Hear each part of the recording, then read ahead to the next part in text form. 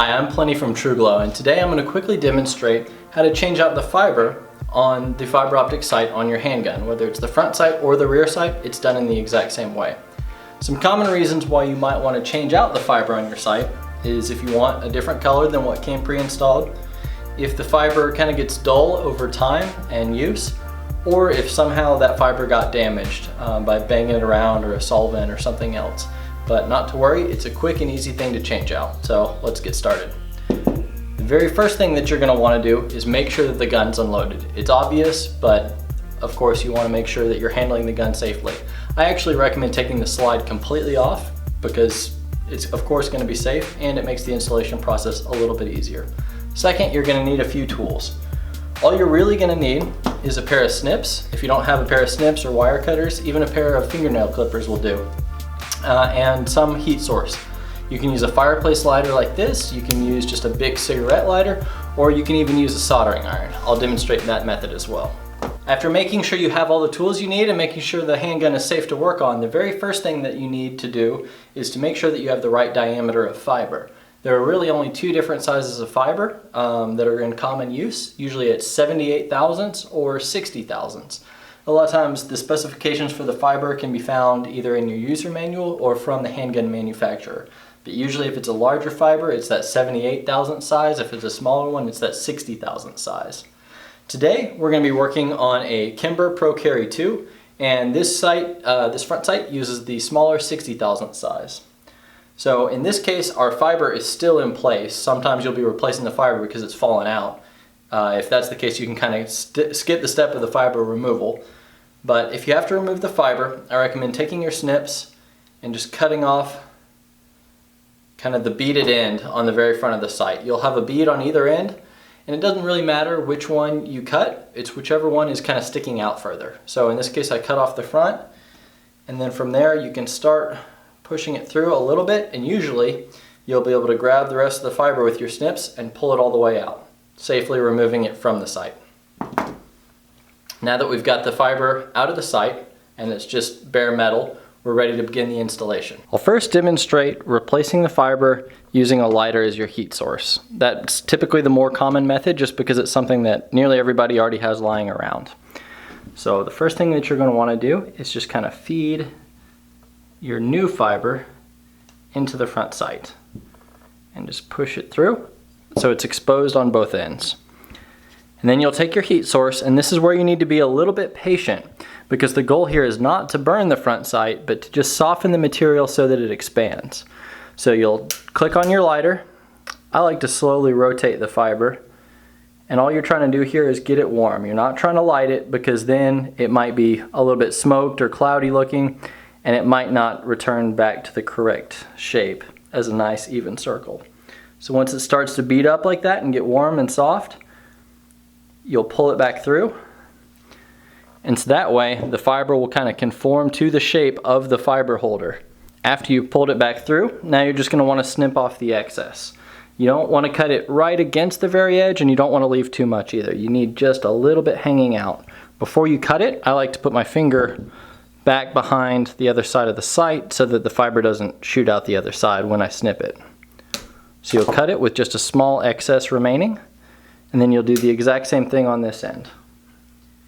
You're just warming it enough to lock in place. You're not trying to burn the fiber. So now you can see that the fiber has beaded up nicely, giving you a nice round aiming dot. But on the other end, you've got a nice bead as well, but you don't have a lot protruding out the end. It's just enough to hold it in place.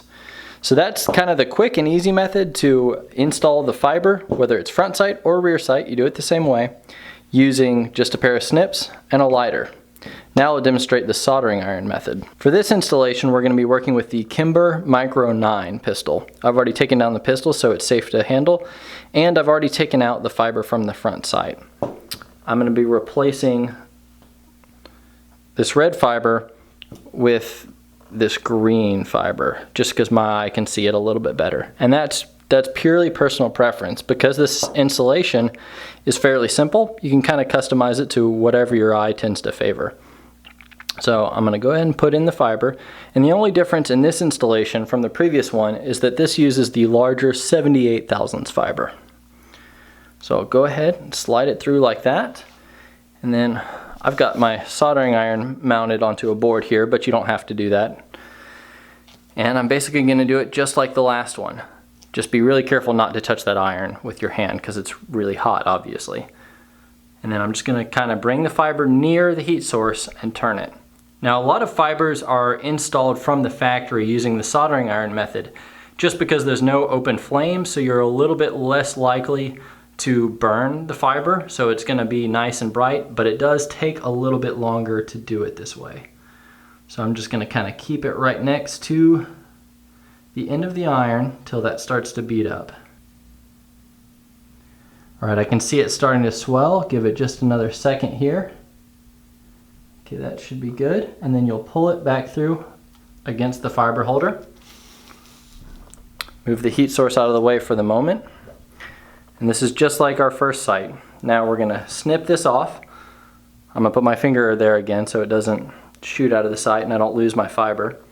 But I'm gonna cut it off with just a little bit remaining. About like that.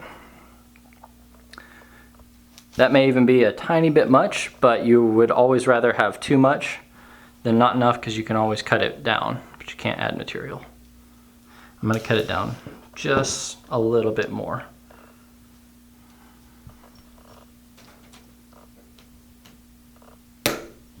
There we go, that's perfect.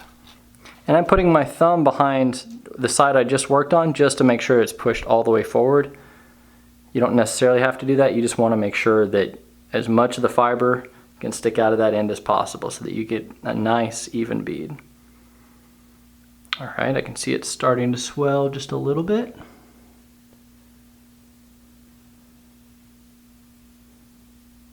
All right, and that should do it. All right, now that we've done that one, I'm gonna go ahead and get the soldering iron out of the way, and we can kind of look at the two side by side. And that's where it really comes down to what tools you have on hand and what method you prefer, because really you can't tell the difference, if done properly, between the two methods.